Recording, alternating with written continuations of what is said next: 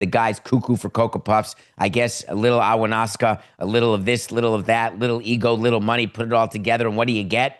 You get a guy who is so delusional and so out of this world ridiculous. And then you get a team begging and begging and begging to sign him like a bunch of groveling fools.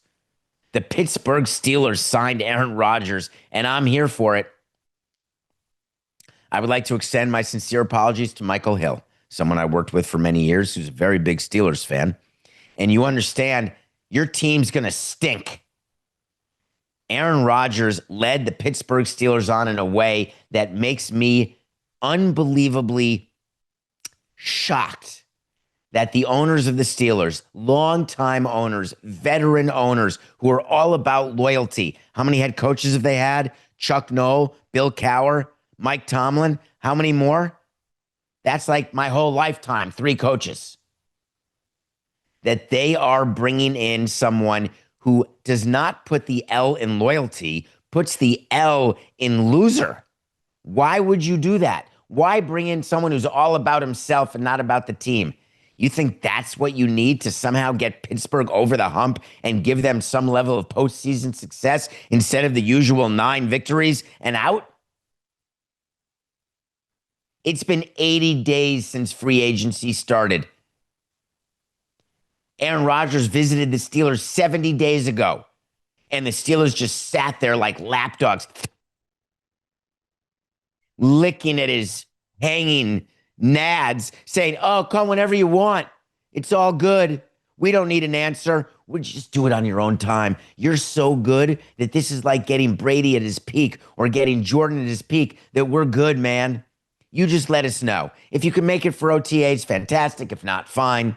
If you can make it to our first game, great. You don't want to play on the home against the Jets, road Jets, fine, no problem. You want to take a private plane here, there, everywhere, we're good. You tell us, because this is what we've been waiting for. You think Terry Bradshaw is the only person who looks at this sign and says, what a joke?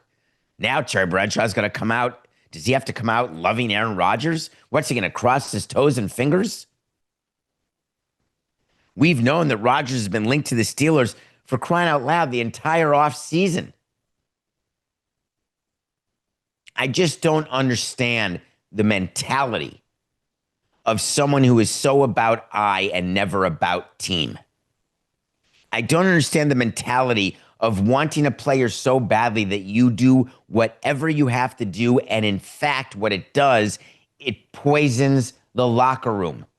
Because you've got great players in that locker room, longtime Steelers who are extremely loyal to the organization, who have been a part of ups, downs, and sideways, wondering, who the hell is this guy and why does he get this?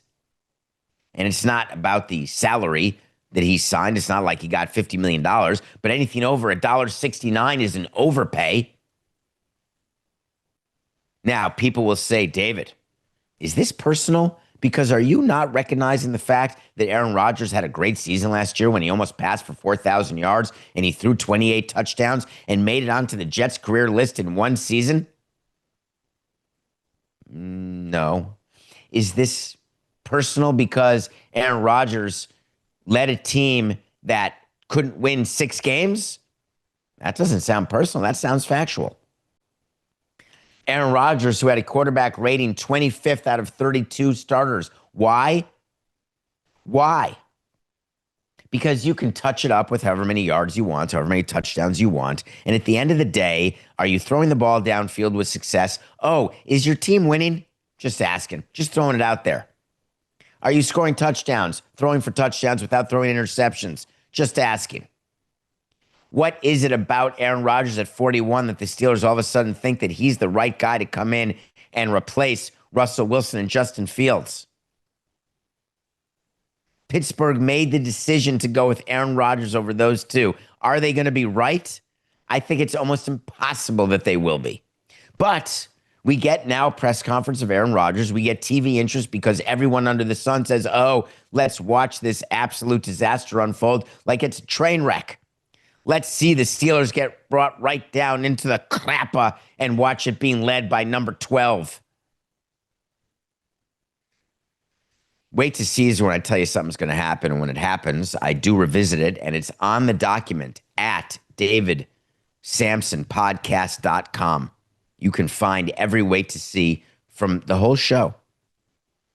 On December 19th of 2024, that's 6 months ago, I told you Aaron Rodgers will play next year. That's a yes. How did I know? Because Aaron Rodgers ain't walking away from money or the spotlight or all the things that he does that finance all the other things he does. You can bet your sweet Bippy you're going to have to rip the uniform off his back, or you're just going to have enough teams who say, you know what? Probably not going to help us. That'll be the end of Aaron Rodgers, but not yet. There were a lot of rumors on March 3rd of 2025 that Aaron Rodgers would join the Giants. I don't know if you remember those. I did a wait to see that Aaron Rodgers will not be the Giants quarterback in week 1 of the 25 season. That's another yes. Adding value on the wait to sees, baby.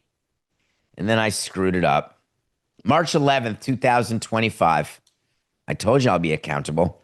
I told you that there's no way Rodgers signs with the Steelers. I got that wrong. Do you know why I said that? I said it because I had such respect for the Steelers hierarchy, for the Steelers way, for the ownership, for understanding what they do, how they do it, why they do it. And people said to me when I've given them that theory, they say, but David, they let that POS Ben Roethlisberger be around for that many years. He wasn't exactly the light of my life. He wasn't exactly Mr. Moral Compass. Yeah, but you own a team long enough, you get plenty of people who are south on the compass. It doesn't mean they're completely off your team. I got that one wrong. That bothers me.